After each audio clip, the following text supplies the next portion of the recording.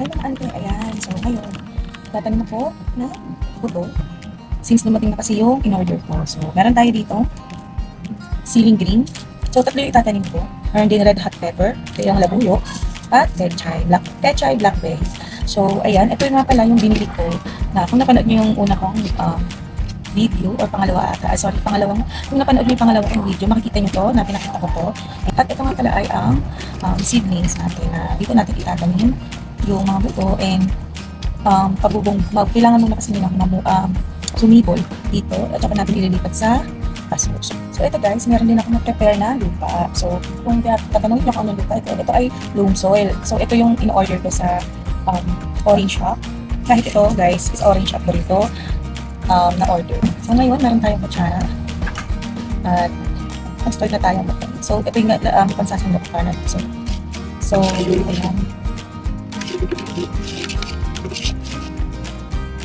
So, lagyan muna natin ng lupa. Ayan.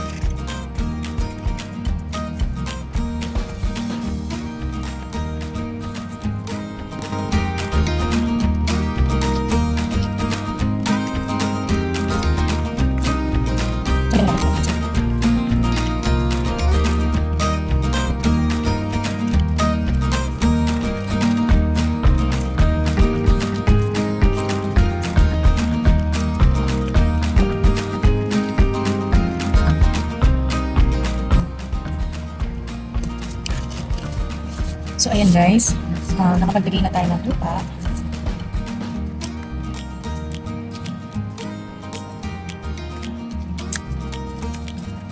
Lagyan lang natin guys.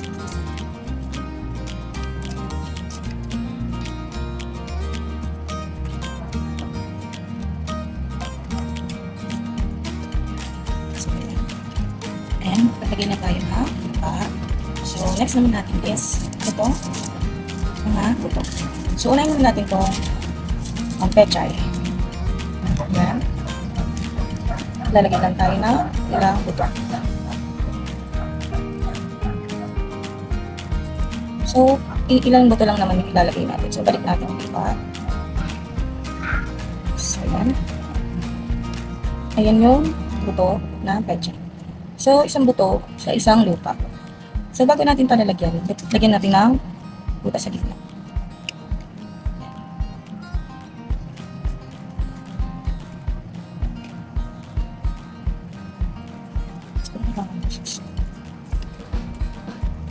So siguro feeling ko kailangan ito siksik. So isisiksik muna natin yung lupa. Isiksik muna natin siya bago natin lagyan ng buto. Kasi medyo hindi siya ganun kasiksik. Lagyan natin.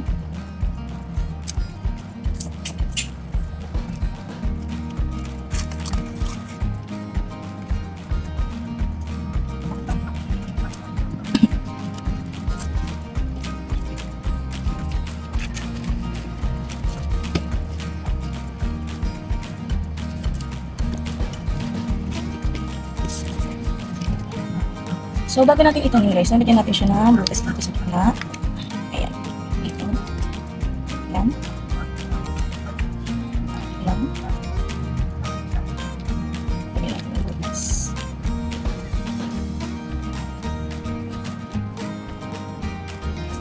So, lalagyan natin ng isang buto. Ayan. Lagyan natin siya.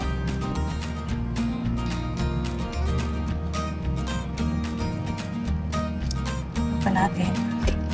So guys, hindi natin gano'n siya. Sa sobrang liit nito, hindi natin makikita kung nahulog na dalo. Ayun, nahulog na siya. Hulog na. Tsaka natin talim na itakpan. So, apat na petsa yung itatanim natin. So, apat na buto. Apat na buto ng petsa. Then, last. Ayan. So, next naman natin is yung ceiling green. Ayan. So, isa lang nito. Isang ceiling green lang ang kailangan natin. Yung kung ito yung nasa loob dito, instruction lang naman siya kung paano gagawin yung pagdating. So, ayan. Ayan. So, actually, pwede naman kayong hindi na rin mag-order nito ang ceiling. Kasi pwede naman yan na papatuyuin nyo lang siya. Tapos, tsaka nyo siya itatanim. So, ayan. Sunod naman ito ay yung red hot pepper. So, yung ceiling na po yun. Alam niyo guys, sobrang hilig ko talaga sa maanghang. Kaya isa ito talaga sa una kong naisip na itanim yung sili. Ako, sobra talagang hilig ko. Parang hindi ako kakain pag walang sili. Kaya talagang inasid din talaga ako. Pero, syempre, moderate na lang ngayon. Pero yan, gusto ko din talaga magtanim ng sili. Saka, syempre, gusto ko din na masarili na pagkukuhaan ng sili. Since nga, di ba, minsan, tumataas yung inflation, di ba? At kahit sili, grabe, nagmamahal sa sibuyas. After nito guys, didiligan ko siya. So ayan, siguro dito ko na lang didiligan since konti lang naman yung didilig natin. Ito nga pala yung gamit ko. Ayan. So, diligan natin. Oops. Pero diligan na natin. So kailangan hindi siya talagang lulod na lulod sa tubig. Kahit konting dilig na. Lagi na sa tubig. Ayan guys, didiligan ko rin siya sila halo.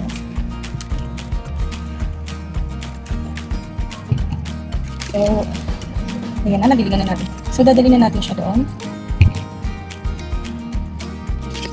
So, ayan guys. Dali na natin siya dito. Ayan. I think dito natin siya ilagay. Ayan. So, ayan mga ante. Iwan na lang muna natin siya dyan. And, let's see, after 3 days, kung magkakaroon na siya ng sibol. So, update ko kayo guys dito sa naitanim natin nung nakaraan sa mga video ko. So, maliit na nakasilip ko. Nandiyan siya sa gilid. Iyan natin siya dyan. So, ayan guys. Ito nga pala yung mulberry. So, nakakatuwa kasi ayan na siya. Ito guys yung unang nagkaroon ng sibol talaga. Actually, nung in-order ko ito, may sibol na talaga siya. Pero ngayon, tingnan nyo naman, ang laki na niya. So, nakakatuwa. I'm so excited talaga. And, ito guys, nagkaroon na rin siya ng sibol. Kaya, ayan o, guys, nakakatuwa lang na may sibol na siya. Ayan pa mga ante. Kaya magdalim na kayo kasi talaga nakakatuwa. Ayan o, meron na pati ito. Ayan, meron na rin siyang sibol. Pero itong iba, wala pa yan tulad niyan. Ito na yun, wala pa. At saka itong dalawa, wala pa rin siyang sibol. Bali, tatlo na yung merong sibol. Bukod dito, may tatlo. So, ito guys, wala pa rin ako nakikita sign na meron na siyang tumutubo. And ito nga pala guys, ito oregano. So, nakakatuwa kasi, alam nyo, itong oregano to, binunot namin to doon sa may, para kasi may nakatambak na ano dyan, yung mga siguro plastic, meron ding mga dahon, tumubo siya doon. So nakita namin talaga na nakita namin na tumubo siya, kaya kinuha namin. Kaya ayan, tinanim namin siya. Meron kasi akong paso na yan. Meron akong paso na ganyan. So dyan namin siya tinanim, nilipat namin siya kanina. So hopefully, hindi okay siya. Nakakatuwa lang kasi itong oregano nakakatulong din talaga kapag may sakit ka, inuubo ka, diba, sinisipon, may problema ka, nakatulong to sa asawa ko noon. Nung nagnilagnat siya kasi naulanan siya, then ako rin, nung inubo ako, nakatulong din siya. Kaya nakakatuwa kasi nagkaroon ng tubo doon ng oregano. Feeling ko, kasi yung kapitbahay namin meron silang oregano. Siguro may naitapon doon na dahon or di natin alam kung ano ba yun, kung seed ba or dahon, stem. Doon bigla siya tumubo. Pero sabi kasi talaga, madaling tumubo ang oregano. So, ayan. Ayan yung mga babies ko. So, ayan, madadagdagan pa. And update ko kayo guys kapag meron na siyang sibol. Sabi kasi after 3 days yung pecha. Pero I don't know kung ilang days magkakasibol tong sili. So, ayan. Nakakatuwa guys. Madadagdagan. Umorder pa ako ng ibang paso. So, maililipat natin siya. Pero meron akong extra paso dyan na ganito. Diyan lang natin siya itatanim yung pechay. So, ayan. So, guys, ayun lang. Update lang ito. And yan, na-share ko din kung paano tayo nagtanim. So, salamat mga ante. So, kung kayo nakakaramdam na kayo na gusto nyo magtanim na kayo kasi sobrang naka-enjoy. Para kang may inaalagaan din talaga ng mga, alam mo yun, babies, ganun. So, ito na talaga, this is it na. Ayan. So, yung mga tinanim ko is yun talagang siguro mapapakinabangan, di ba? Though yung ibang halaman din naman is okay. So, yun lang naman guys. So, update ko kayo. So, salamat sa panonood guys. Ayan, update ko kayo sa susunod. Bye!